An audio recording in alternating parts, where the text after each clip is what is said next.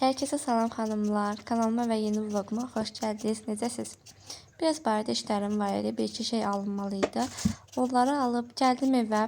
Yeməyimi pişirim, təmizliyimi edeyim və bunları sizin üçün bir vlog şəklində çəkdim. Sizə xoş izləmələr.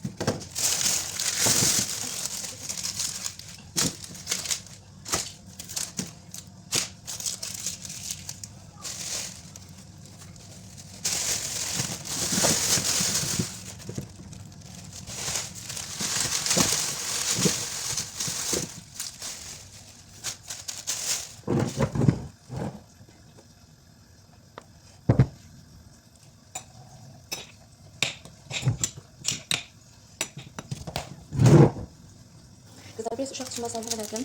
Bu D vitaminini rahat vermək üçün bandı keçirdim. Hazır rahat D vitamini bunlar vermək olar. Bu da ki burnunu yumaq üçün naturkulur. Bu şprislə yox tabii ki də. 2 milli şprislə. Bu da ki diş çıxarmaq istəyir. Diş yerləri qaşındırır onu. Ona görə həkim məsləhəti ilə bu kremi aldıq.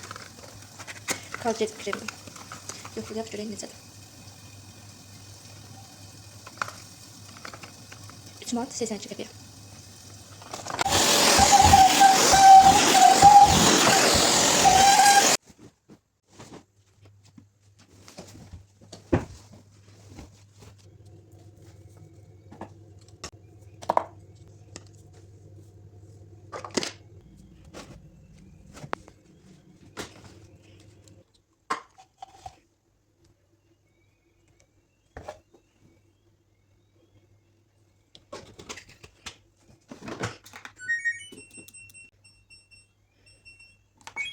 Kızlarla başladım evler silmeye. Evler fabrikanın bu universal məsuliyyəti silmeye. Yani bunun yerleri, her yeri silmeye olur da.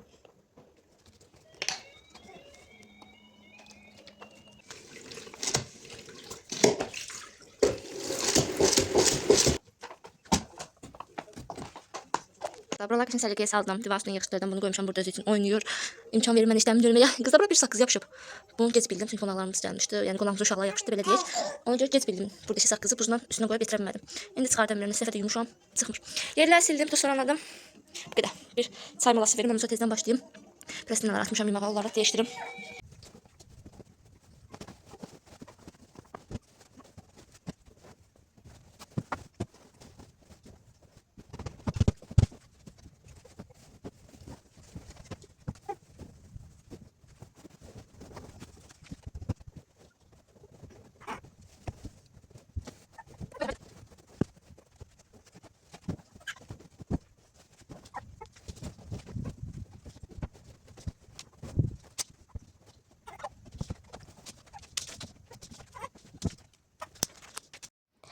Kızlar, eğer vloglarımı bəyənirsinizsə, mənə dəstək olmağı, abunə olmağı unutmayın. Mən bu işdə yeniyəm.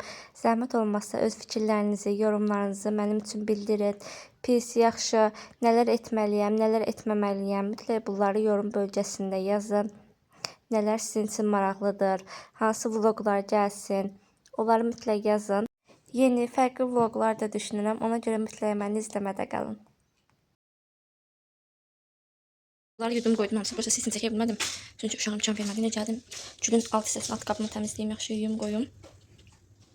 Gidin gül açıb. Daha sonra gül deyil bu. Gül açmasa yəni yarpaqları qəribət deyə çox xoşum gəldi. 2 dənə də burada gül əkmişəm. İndi bunları gözləyirəm ki, biraz kök açsınlar. Onları da qaba qoyum.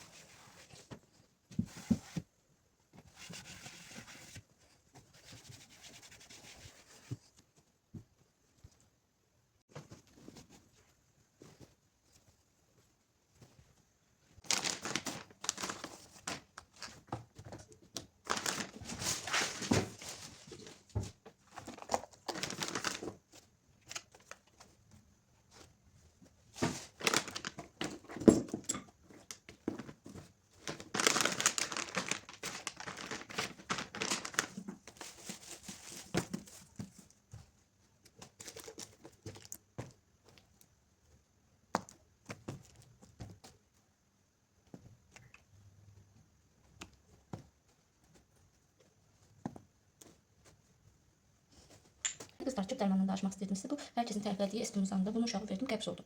Bilmirəm nədənsə. Yəni çöpünü də çıxarmırdı, daha da uşağı yəni vəziyyətini pisləşdirdi. Həm qaz yaratdı uşaqda, həm çöp yaratdı, həm qəbizlik. Yəni ona görə bu dərman heç uşağa yəni düşmədi də. Bunu Semelanı Arzu həkim yazmışdı uşaq üçün, çöp dərmanıdır. Amma bu çox qəşəng dərman oldu, yəni təsirini çox qəşəng bildirir. Düz biraz gec təsir edirdi.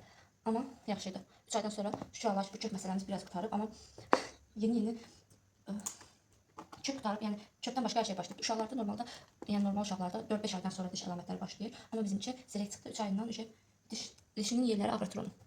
Ona görə həkimlə danışdıq. Həkim bir dənə dərman yazdı. O dərmanı sizə göstərərəm indi. Bu soskalar da ki bitmir. Yəni nə qədər soskalarım olsun, yəni heç birini tutmur. Bilmirəm niyə. Neyim ki mən bu soskaları tutsun. Bu da Faberlic'in bezaltı kremidir. Çox qəşəngdir. Umur serisindən. Günün ən dağılan hissəsi, yəni bur olur da. Nə qədər də yapışdırsam. Keçən vlogda da sizə bunu göstərmişdim.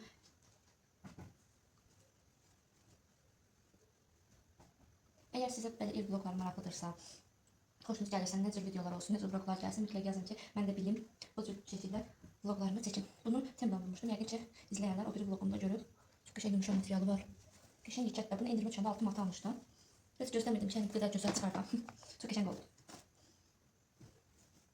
Siz uşağınızı neçə aya kimi beləmisiniz? Mənə çox deyirlər ki, uşaq beləmək lazımdır uşaq, amma arada bir, yəni çox vaxt axşamlar, bir də çiləsə çıxana qədər biraz belədim, ondan sonra yox.